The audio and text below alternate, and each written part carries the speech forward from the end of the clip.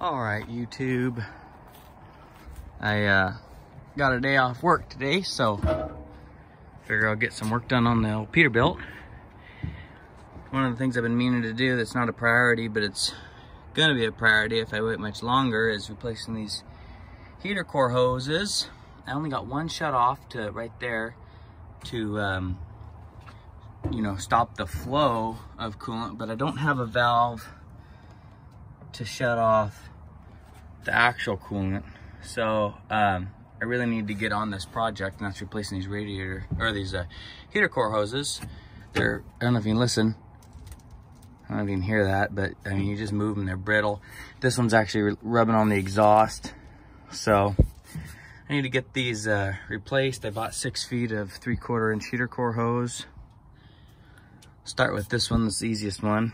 Shut the coolant off to it, and then so at least when I pull the hoses, it won't you know, be gushing out of there. It creates somewhat of a vacuum there.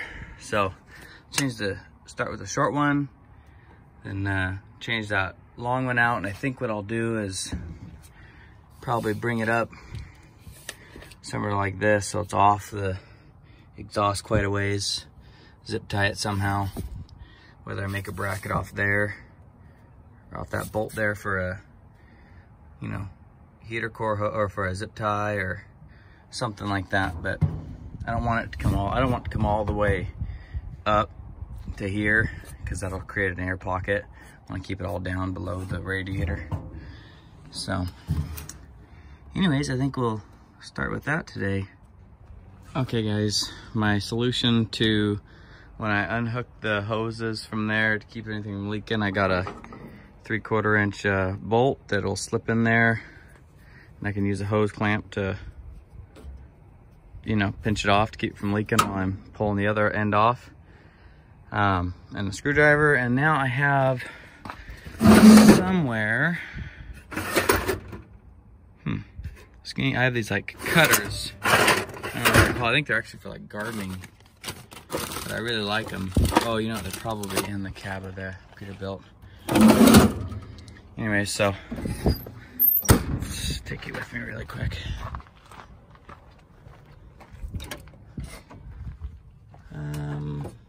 Yep, yeah, there we go.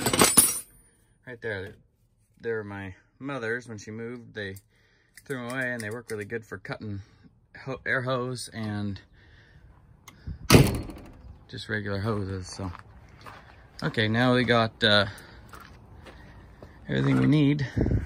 I think I'm actually going to start with the longer hose first, just that way I can route it the way I want, and if I have to order a smaller piece, I can. Like this one's already got a splice in it, and I'm gonna get rid of that splice. I'll keep it for, you know, emergency. If it falls down on the exhaust or something, I can splice it, you know, to get me home. But anyways, I probably should have gone with like 5/8 instead of 3/4, but that's what that was. But you can see when it's pinched down, it could have been smaller. But anyways, I got that one on, and it worked out perfect because I don't have it hooked up down there yet, but it's the perfect length out of the way. And that piece here should look pretty good if I put this on just like that, out of the way. Maybe shorten it up maybe an inch or so, but it's not gonna, no matter where it's at. Look, the depth's off with the camera, but I mean, it's darn near 8 inches away from the exhaust. I don't like that angle. I'll show you. Go underneath the intake here. You can see it's a ways away from the exhaust either way. So I'll probably might leave it just a little long by the time, that way it gives it a nice little curve.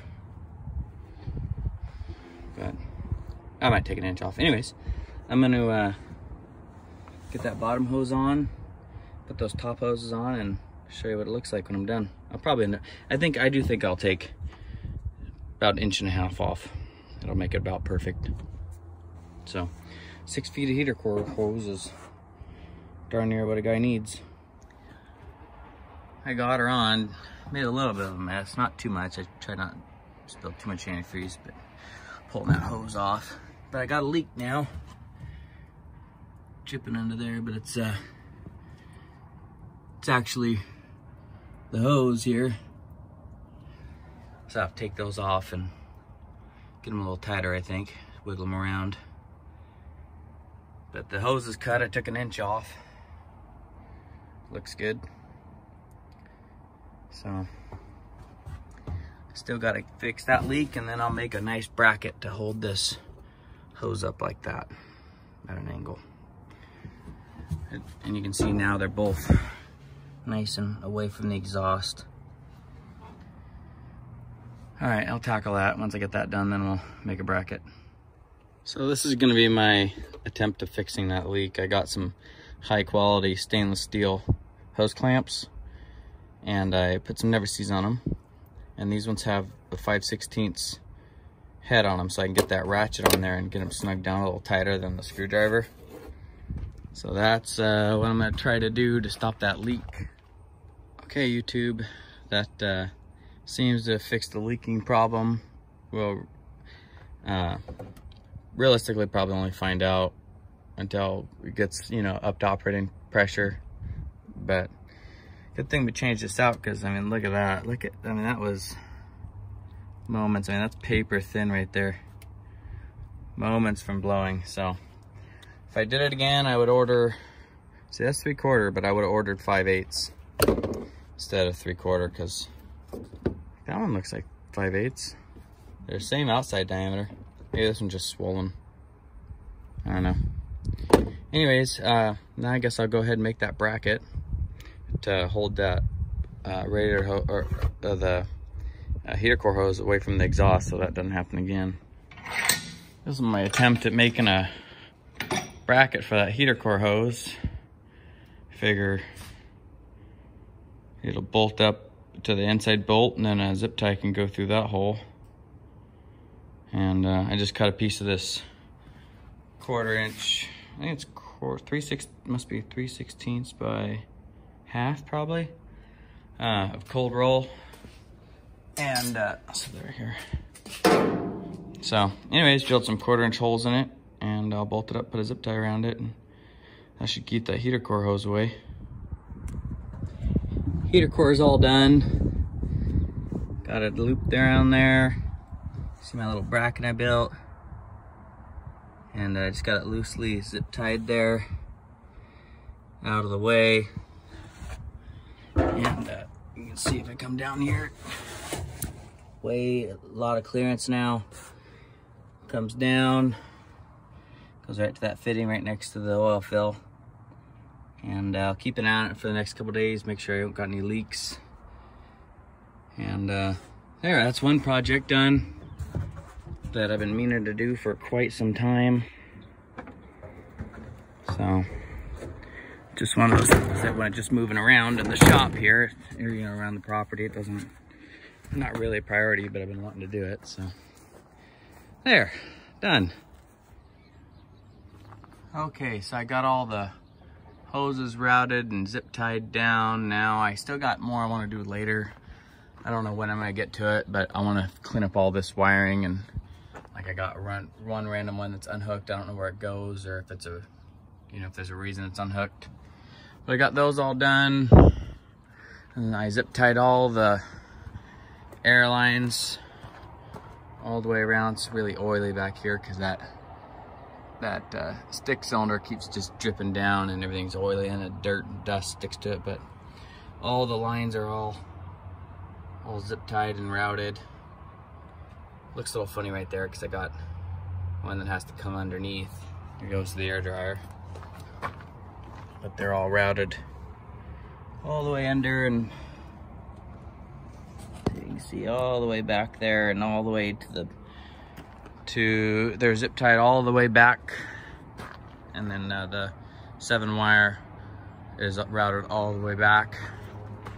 And you can't see it now because the engine's over the top, but tail lights are in, and brake lights functional. Turn signals are not flashing at the moment, and I believe that's because these just LED lights.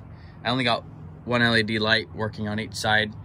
Mirror brackets aren't working yet, so I'm thinking they're just not drawing enough amperage to trip the flasher relay, but if not, I got an extra flasher relay. So that's about where we're at. It's functional now, so that's good. I have a lot more, obviously, that I would like to do. Oh, I got the wires are in for the headlights, except for the ground. I got to find a good ground for both of those. And got the hydraulic hoses routed. A couple of them were pinched. This one, they'll end up having to be replaced later, but this one is pretty chewed up because it was stuck here, and every time it would go up and down, it would, you know, pinch it. So I had to take a bar and pry everything over and pull the hoses out, but I got both hoses routed. So that's where we're at, YouTube. I'm gonna call this a wrap, and yeah, I don't think I'll go anymore and show you on when I get the headlights, you know, grounded and stuff, because that's just boring. But hopefully pretty soon I'll start cleaning her up now and getting the outriggers up and start focusing on all the lights now, getting the turn signals working, the clearance and marker lights on top of the cab work. I just got one with a bulb that's out. And yeah, so all right guys, I'll talk to you later. Stay safe, have fun.